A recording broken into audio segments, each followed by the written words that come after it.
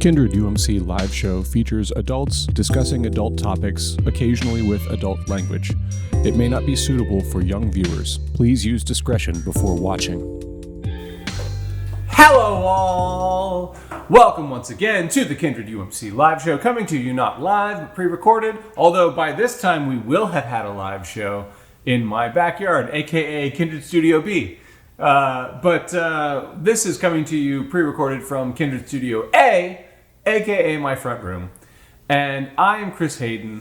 I'm the pastor at Kindred UMC. Hi, I'm Courtney Young. I'm the Director of Community Engagement at Kindred UMC. Hello, I'm Preston. And to those struggling with sobriety or silent things that people can't congratulate you easily on, keep going, because it's hard. That was a sincere one. You're welcome. I know. Good That was on you. good. Also stretch again. Also I stretch. knew you. Also biodiversity. It's Christmas!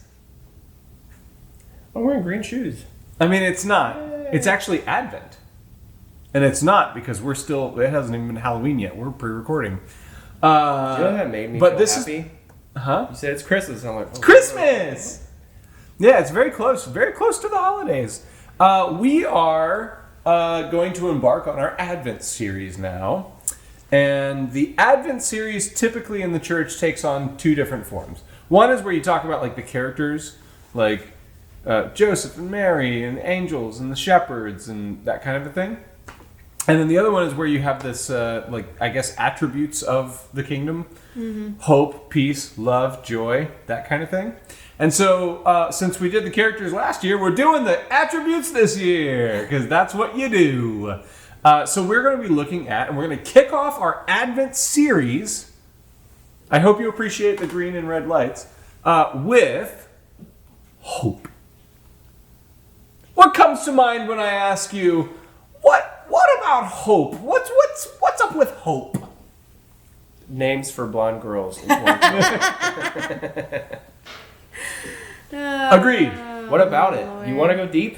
Yeah, sure. Okay, we're going. I always we're wanna go going deep. in.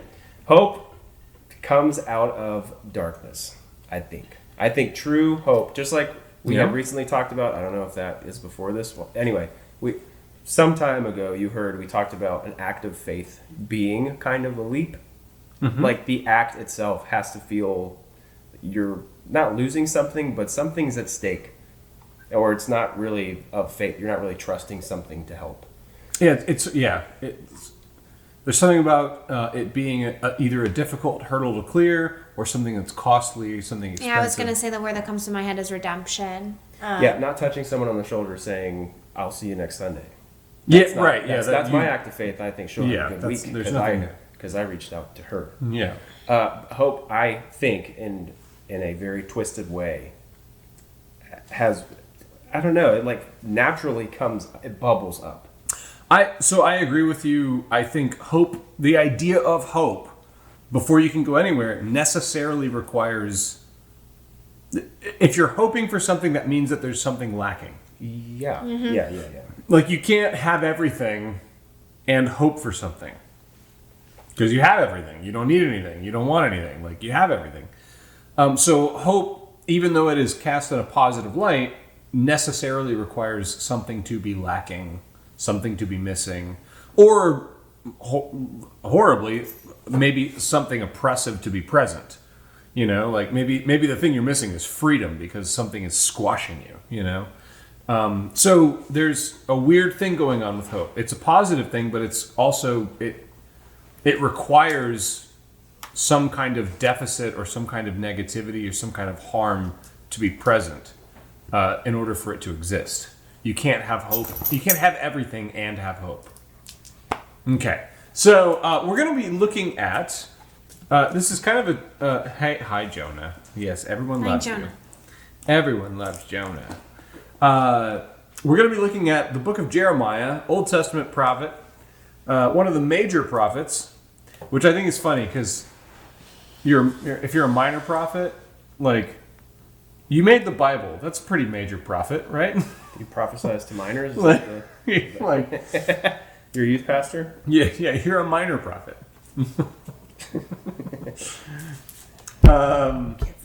we're going to be looking at Jeremiah chapter 33, verses 14 through 16. And they go like this.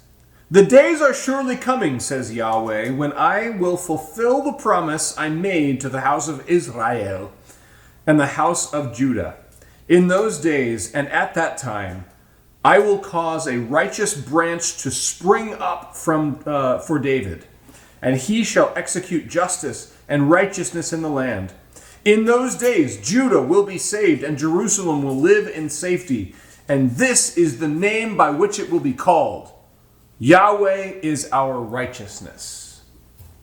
So this is a text that is oft used to point to the coming of the Christ. Mm-hmm. Does anyone know what the word Advent means? Third time. No.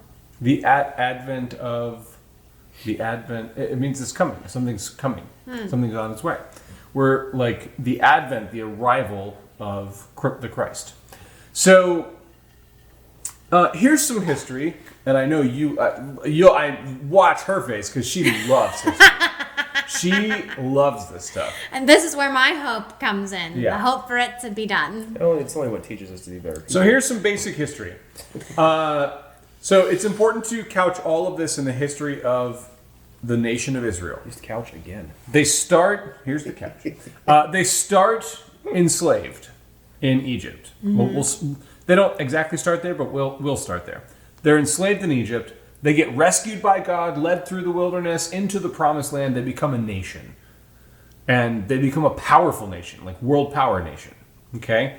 So now they're the biggest country in the world and the most powerful military, and they're just killing everybody and winning all of that. And milk and honey, everything's prosperous. It's great. Complacency comes after that, naturally, because once you have everything, you get complacent. Civil war happens. The north and the south split. The northern kingdoms, their capital is Samaria. That's where we get Samaritans. I'm sure you've heard lots of stories in the Bible about Samaritans. They're kind of the bad ones, and like they're considered the bad ones, and they're the ones that Jesus is always using as examples of good ones, because he's like, hey man, let's kind of build some bridges and mend some fences here. The southern kingdoms are where Jerusalem is, and it's one tribe, it's Judah, and that's where we get the phrase Jews. That's why Israelites are typically not called Israelites anymore. They're called Jews because it's all one tribe, Judah. Those peoples all get conquered by Assyria and Babylon and Persia. There's all these different things, okay? So when they all get conquered is right when this is written. So the most powerful country in the world gets destroyed and conquered and like falls apart, and the temple's destroyed, and people are exiled out of their homelands into foreign lands where they can't worship in the temple in Jerusalem, which is the place where God meets. That's where God lives with God's people, in the temple in Jerusalem. And they can't be there. They're exported, they're exiled, they're just scattered. That's where this text comes from. And it says, there will come a day when out of the line of David, King David is a reference to when Israel was prosperous. A branch will come, and there will and this also pairs with other prophecies too, but it's basically all very similar. Like, there will be a day when everything will be made right by God. And this was written when everything was dark and horrible. And it turns out to be true. Like, it's a long time, but these are the typical, the ones I've been studying all week. This one, and then also some other ones in Isaiah. Like, there are these prophecies that are attributed to the Christ. Isaiah talks about a young woman who will give birth, and his name will be called Emmanuel, which means God is with us, which is the through line of Yahweh and Christian theology is this is a God who is with us. And so, out of despair comes hope. So I want to ask you, have you ever been through a situation that felt dark and difficult to see the light at the end of the tunnel, where you felt God was with you and actually did something? What does that bring to mind in your experience?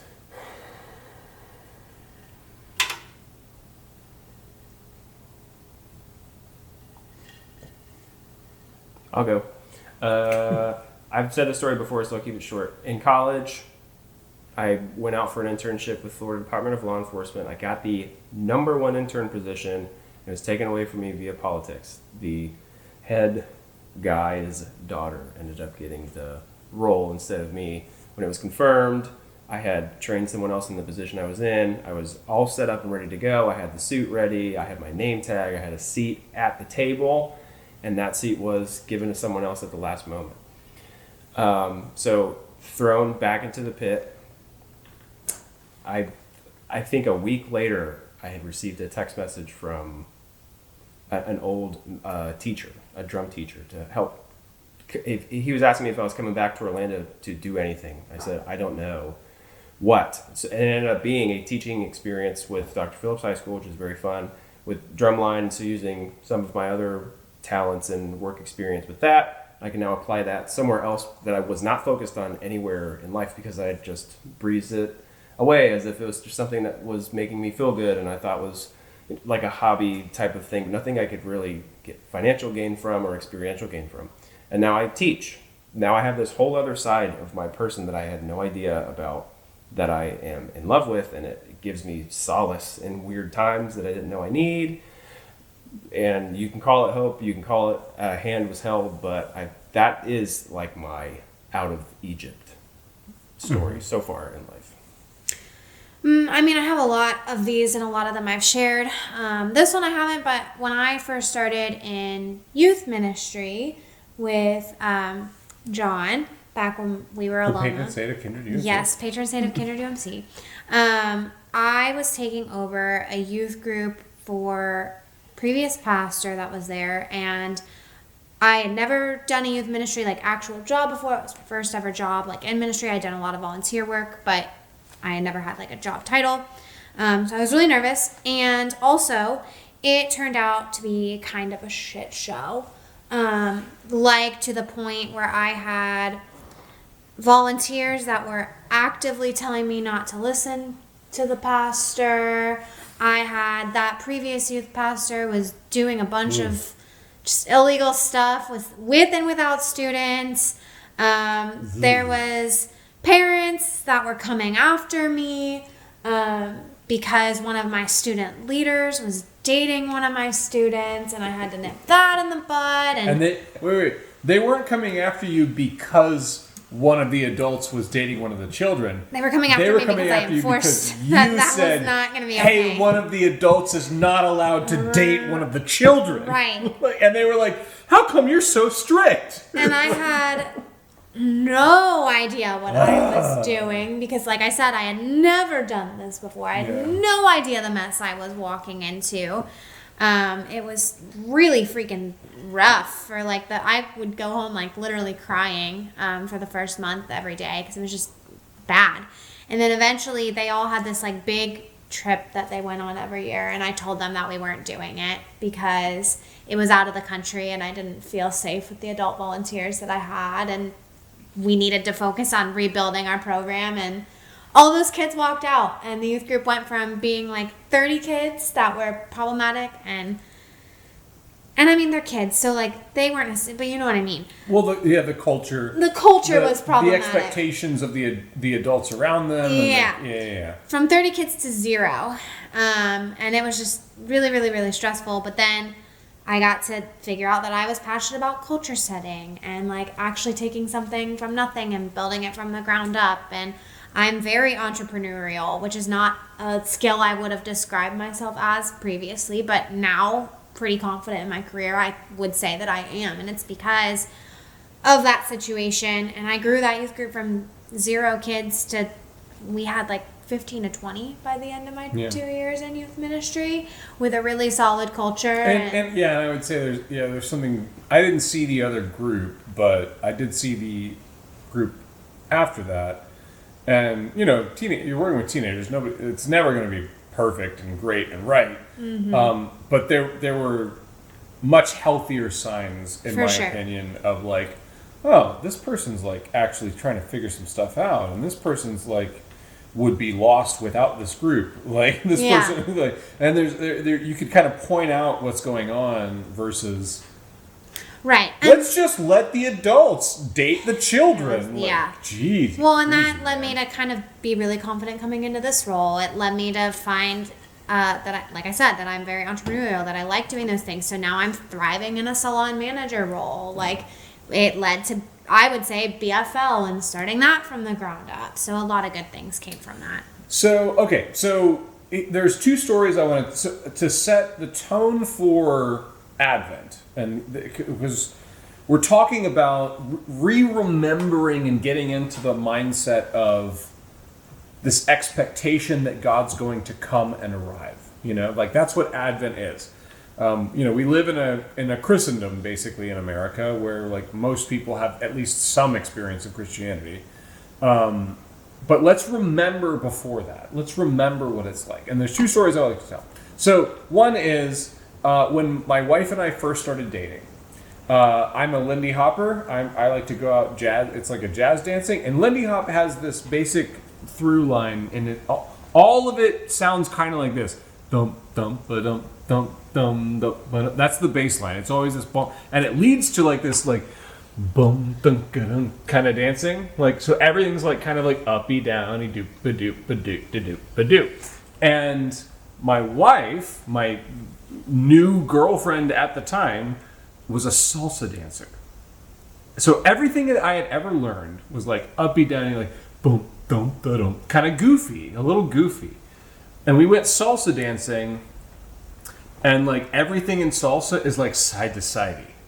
It's like you're from here up is all like statuesque and like crisp and like sexy and your hips move side to sidey. And like so, and I was like doing my best, and I danced a little bit, and then as soon as I sat down, the person next to me was like, "So you're a Lindy dancer, right?" I'm like, yeah. You're like, you got me.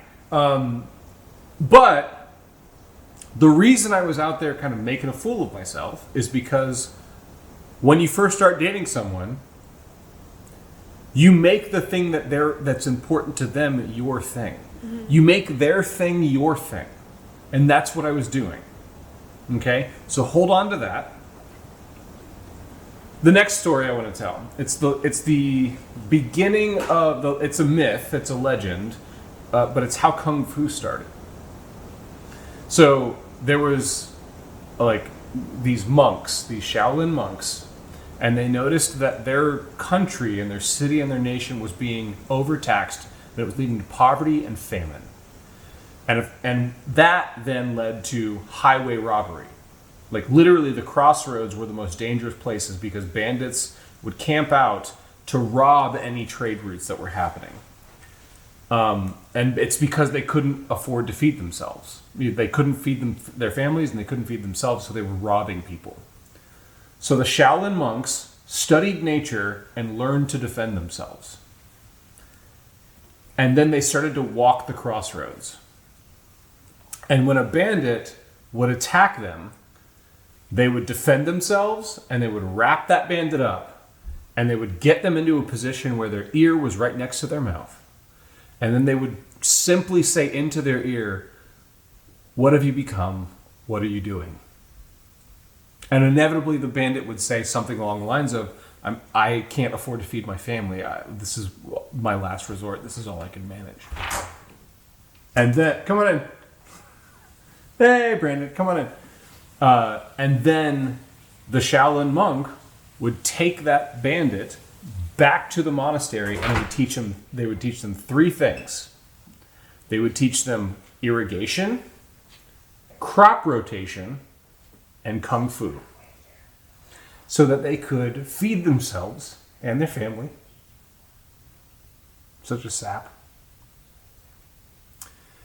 And the price for the knowledge is that they would walk the crossroads once a month. And when they were attacked, they would bring a bandit back to their house and pass it on. They saved their nation through this.